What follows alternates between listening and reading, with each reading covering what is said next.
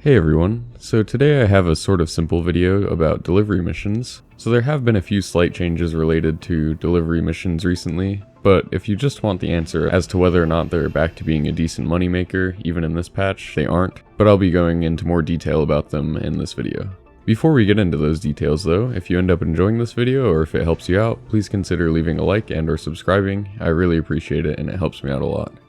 Okay, so while I think delivery missions could use a ton of attention to help make the missions more varied and more worthwhile, in recent updates we've just gotten a few minor changes. The most obvious one I think is that you now have reputation associated with the delivery company that's providing the contracts, and at the moment this allows you to unlock a different variant of the standard delivery mission, and one that happens to be much higher paying. At the moment, I think these higher tier delivery missions are a little bit underwhelming because they're kind of just a combination of two existing mission types, but hopefully this new category of reputation is the first step towards having much bigger hauling contracts added into the game as missions that you can work your way up to. They've confirmed in the past that eventually we'll be able to do stuff like go to cargo decks and transport someone else's cargo in a large ship in addition to these small package delivery missions that we have now, so hopefully the reputation system being added for deliveries means that we're getting close to that. One of Star Citizen's strong points as a game is sightseeing, and doing deliveries or trading really takes advantage of that aspect of the game to make for a really fun experience. That's why it's been so frustrating to see both of these gameplay loops be so neglected for the past few patches, but hopefully this change to add in reputation is the first of many, and will lead towards a much more fleshed out delivery system.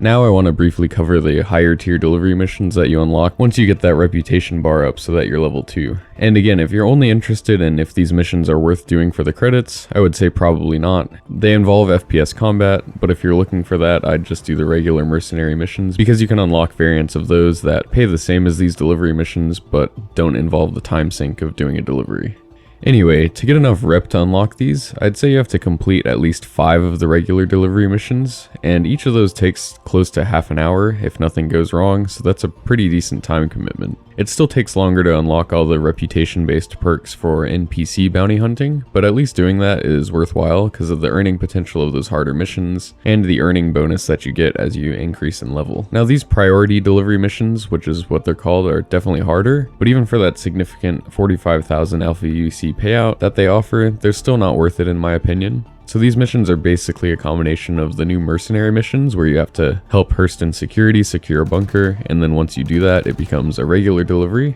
At least with these variants you only have one package, so that reduces the time quite a bit compared to the 3 of the standard delivery missions. But still, once you factor in landing planetside, dealing with the enemy NPCs, and then walking around to go and deliver that package, you're still going to be better off with NPC bounty hunting from an earning standpoint. Now that wouldn't be such an issue if there weren't so much risk involved doing these missions, but even compared to ship-to-ship combat, I'd say that these deliveries have the potential to go wrong in even more ways. So obviously you can die to an NPC that you didn't happen to notice, or from the usual variety of deadly tripping hazards, but even worse is if you happen to accidentally shoot the security personnel, which I did on this attempt. This immediately gives you a pretty hefty crime stat, even if you don't end up killing them, and it takes a long time to deal with this, whether you end up trying to hack it away or going to prison. The guards are in black and yellow armor, which is visually different from the usual red and blues of the hostiles, but if you're at range like I was here, that doesn't help that much, so I definitely am at fault slightly because I didn't take the smartest approach in this instant, but I also wasn't expecting there to be friendlies present just based off of the mission description, and I've also recently noticed that the enemy AI for FPS combat is a whole lot more deadly than they used to be, at least on some servers, so that's why I was taking a generally more cautious approach. That combined with the fact that you lose all your gear when you die now, and for an FPS mission you'd want to have more gear than you'd need for ship-to-ship combat, it just makes these missions a bit more of a hassle. I do enjoy having more gameplay options, and this mission is different from other offerings in some ways, so it's nice to see it included. It's just hampered by a pretty high risk to reward for now, and also the time sink that it takes to unlock it.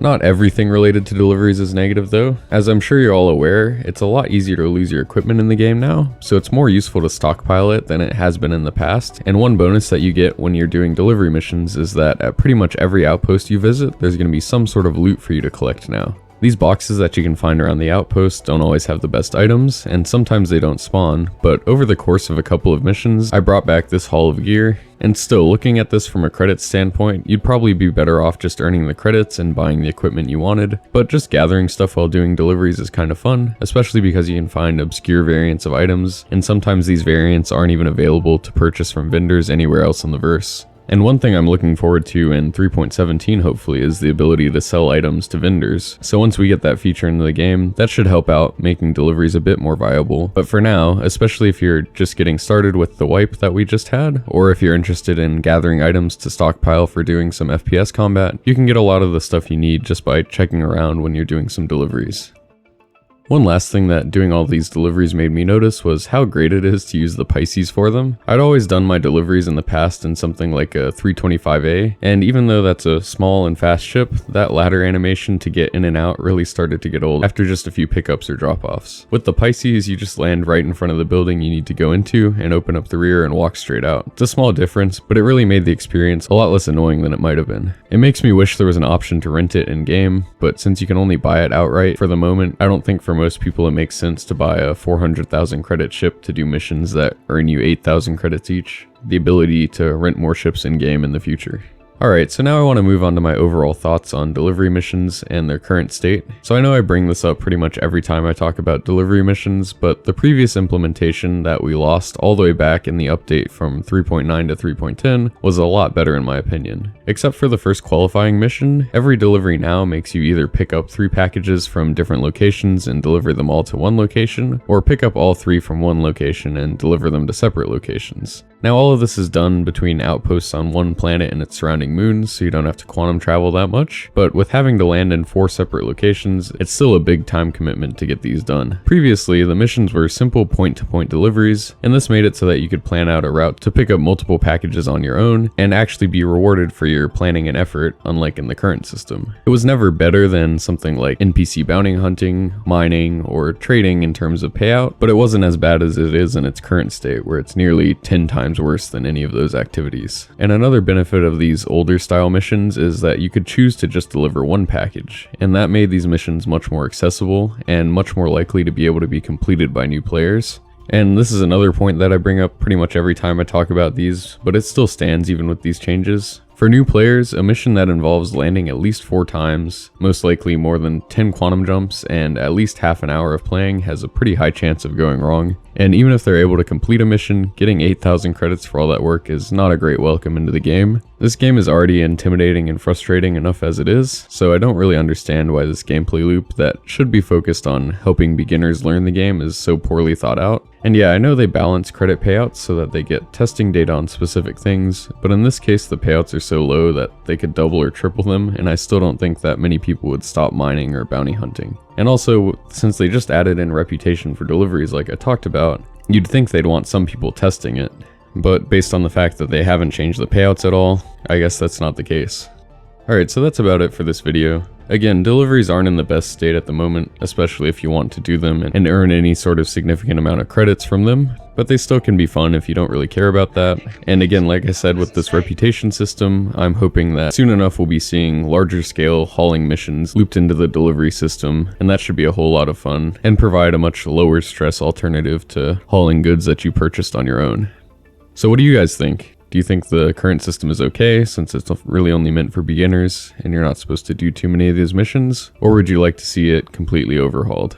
Okay, now I'd like to thank my members, GreatWatch93, Dexiana Ryan, and Starjump Starlet. Thank you all so much for supporting the channel, and if any of you want to help me out, you can do that by hitting the like or subscribe button, which I really appreciate, or by becoming a member. I look forward to hearing your thoughts in the comments, and thanks for watching.